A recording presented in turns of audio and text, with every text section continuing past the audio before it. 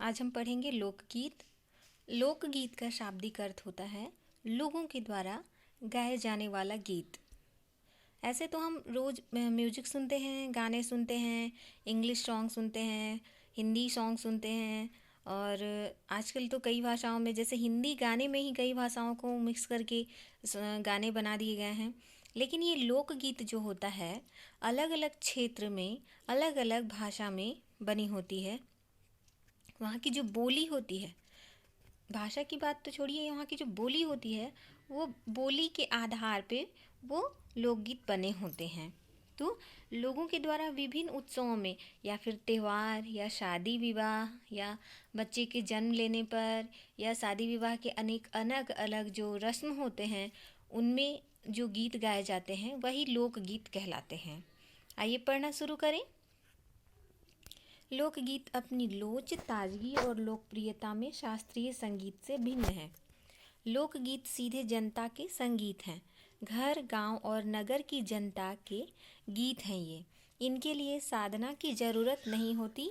त्योहारों और विशेष अवसरों पर ये गाए जाते हैं। सदा से ये गाए जा रहे हैं और इनके रचने वाले भी अधिकतर गांव के लोग ही हैं। स्त्रियों ने भी इनकी रचना में विशेष भाग लिया है। ये गीत बाजों की मदद से बिना ही या साधारण ढोलक, झांझ, करताल, बांसुरी आदि की मदद से गाए जाते हैं। तो लोकगीत अपनी लोच, लोच मतलब होता है लचीलापन, ताजगी और लोकप्रियता में शास्त्रीय संगीत से भिन्न है। शास्त्रीय संगीत हम किन्हें कहते हैं? विभिन्न एकदम शब्दों को लय में बांधकर, तुक में बांधकर, नियमों के अनुसार जिस संगीत की रचना की जाती है वही शास्त्रीय संगीत कहलाते हैं। लेकिन जो ये लोकगीत होते हैं वो ऐसे नहीं होते, उसमें लचीलापन होता है। इसमें अधिक शब्दों में या फिर इनके धुन में अधिक नियमों के बारे में या फिर कई जो तुक लय ये होते हैं इनका वर्णन नहीं होता है। ये बस किसी घटना के आधार पे ये गीत बन जाते हैं, किसी पर्व के लिए ये गीत बन जाते हैं। लोकगीत सीधे जनता के संगीत हैं, अर्थात ये जो लोकगीत बने हैं वो जनता के द्वारा बनाए गए हैं या सीधे जनता के ही संगीत हैं। कहा जाए तो ये जनता अनेक अवसरों पर इन्हें गाती है। घर में, गांव में, नगर में ये गीत गाए जाते हैं। इसके लिए किसी साधना अर्थात रोज़ जो इनके लिए कुछ किसी रियाज की ज़रूरत नहीं होती है। ये बस ऐसे ही अगर कोई भी त्यौहार आ गया तो उसमें गा लिए जाते हैं। त्योहारों और विशेष अवसरों पर ही ये गाए जाते हैं। सदा से ये गाए जा रहे हैं और इनके रचने वाले भी अधिकतर गांव के ही लोग हैं और इनमें स्त्रियों के द्वारा भी इसकी रचना कर ली जाती है। और ये किस किस इसमें जो बाजो जिन वाद्य यंत्रों का, बाजा का कह सकते हैं, जिनका प्रयोग किया जाता है वो ढोलक, झांझ, करताल, बांसुरी आसानी से उपलब्ध होने वाले जो वाद्य यंत्र हैं वही होते हैं, जो हर गांव में, घरों में आसानी से मिल जाए। एक समय था जब शास्त्रीय संगीत के सामने इनको हेय समझा जाता था। हेय मतलब तुच्छ, खराब, उससे कम समझा जाता था। लेकिन अभी हाल में जो है इनकी जो गीत की जो लोकप्रियता है वो बढ़ गई है। पर इधर साधारण जनता की ओर जो लोगों की नज़र फिरी है तो शास्त्रीय और कला के क्षेत्र में भी परिवर्तन हुआ है। अनेक लोगों ने विविध बोलियों के लोक साहित्य और लोकगीतों के संग्रह पर कमर बांधी है और इस प्रकार के अनेक संग्रह अब तक प्रकाशित भी हो चुके हैं। कमर बांधने का अर्थ है कि मतलब उनके पीछे ही जैसे पड़ गए एकदम कि मुझे लोकगीत ही बनाना है, उसी में अपनी लोकप्रियता हासिल करनी है। तो कई लोग ऐसे हैं जो लोकगीतों के आधार पर ही बहुत अधिक लोकप्रिय हुए हैं। जैसे छत्तीसगढ़ में, बिहार में अलग अलग बोलियों के आधार पे लोकगीत बनाए जाते हैं और कई लोग उसमें बहुत प्रसिद्ध भी हुए हैं। जैसे आप छत्तीसगढ़ में कह सकते हैं कि तीजन बाई वो लोकगीतों के माध्यम से ही अधिक प्रसिद्ध हुई हैं।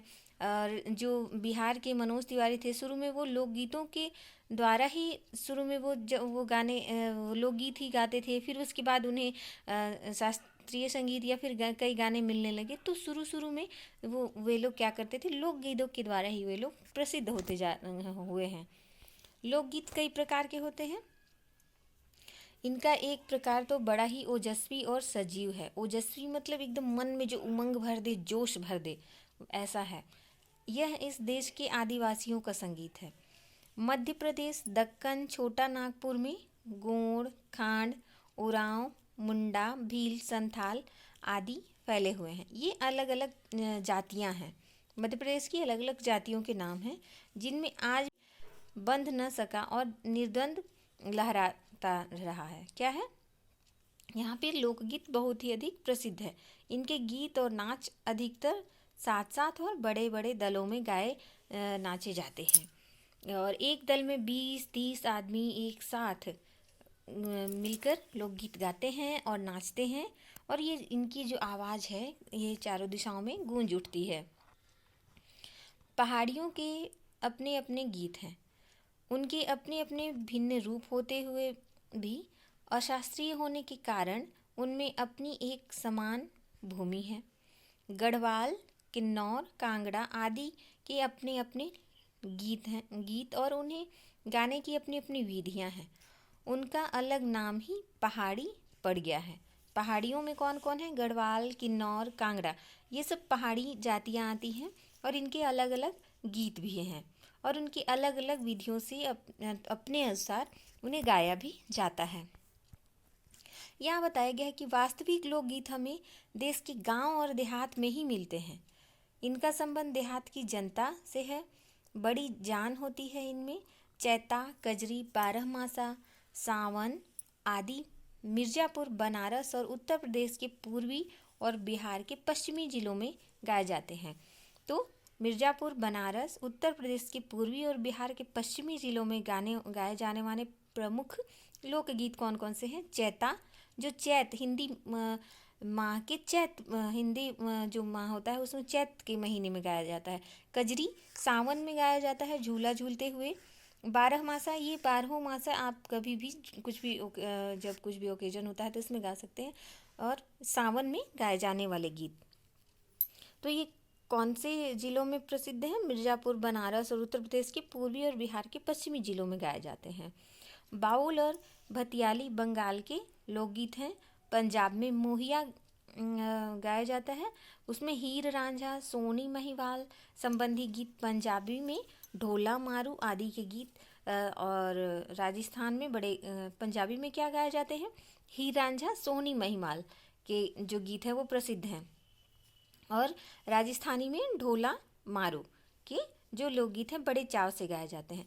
यहाँ आपने देखा कि अलग अलग राज्यों में अलग अलग प्रकार के लोकगीत गाए जाते हैं और उनका नाम भी अलग अलग है। तो लोकगीत कई प्रकार के होते हैं जो अलग अलग राज्यों में अलग अलग पर्व में अलग अलग ओकेजन में गाए जाते हैं। और इसमें कहा गया है कि देहात में, गाँव में इनका विशेष स्थान होता है। अब कुछ तो समय बदलते जा रहा है। अब देहात और गांव देहात में भी क्या होता है कि साउंड बॉक्स वगैरह और फिल्मी गाने ही ज़्यादातर चलते आए हैं, लेकिन लोकगीत अभी विलुप्त नहीं हुए हैं। अभी भी इनका बहुत प्रमुख स्थान है गांव और देहातों में, और कई स्थानों पर शहरों में भी इनका प्रमुख स्थान है। इन देहाती गीतों के रचयिता कोरी कल्पना को इतना मान न देकर अपने गीतों के विषय रोजमर्रा के बहते जीवन से ले लेते हैं। और गीत के विषय कहाँ से मिलते हैं? रोजमर्रा मतलब हमारे डेली लाइफ जो होती है उससे ही संबंधित रहते हैं। डेली लाइफ में जो घटनाएं घटती हैं वो जो उसी से, रोजमर्रा मतलब जो हमारे डेली दैनिक जो हमारा जीवन है उसमें जो घटनाएं घटती हैं, उनमें जो बातें होती हैं उसके अनुसार ही ये गीत बनते हैं। उनके आधार पर ही गीत बना लिए जाते हैं और ये सीधे मर्म को अर्थात हृदय को छू लेते हैं।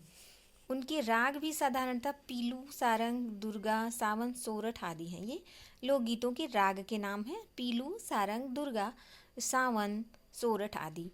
कहरवा, बिरहा, धोबिया आदि देहात में बहुत गाए जाते हैं। यहाँ आप देख पा रहे होंगे कि ये सब कई लोकगीतों के नाम यहाँ पे दिया हुआ है और बड़ी भीड़ आकर्षित करते हैं। जब लोकगीत गाए जाते हैं तो बहुत भीड़ आकर्षित करते हैं। आपने देखा होगा कि यहाँ भी हमारे यहाँ कर्मा और ये आप लोग जो छत्तीसगढ़ी जो नृत्य करते हैं उसमें सुआ, कर्मा, ये सब जो गीत होते हैं वे गाए जाते हैं, उन पे नृत्य भी किया जाता है और उनमें प्रतिभागी जो होते हैं या फिर जितने लोग, बड़ी संख्या में लोग उसमें रहते हैं और डांस करते हैं, नृत्य करते हैं, गाते भी हैं, बजाते हैं।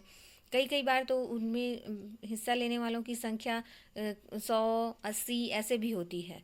इनकी भाषा के संबंध में कहा जा चुका है कि ये सभी लोकगीत गांवों और इलाकों की बोलियों में गाए जाते हैं। बोलियाँ चलती हैं जो जो हमारे यहाँ जो बोली हैं उनके ही आधार पे ये लोकगीत बने होते हैं।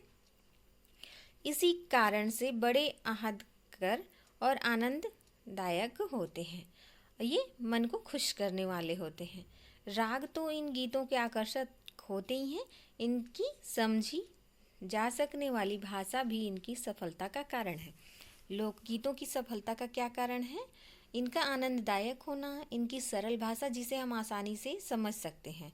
तो ये लोकगीत के प्रसिद्ध होने का या लोगों में आकर्षण बनाए रखने का प्रमुख कारण है। आज के लिए इतना ही। अगला भाग हम अगले दिन पढ़ेंगे।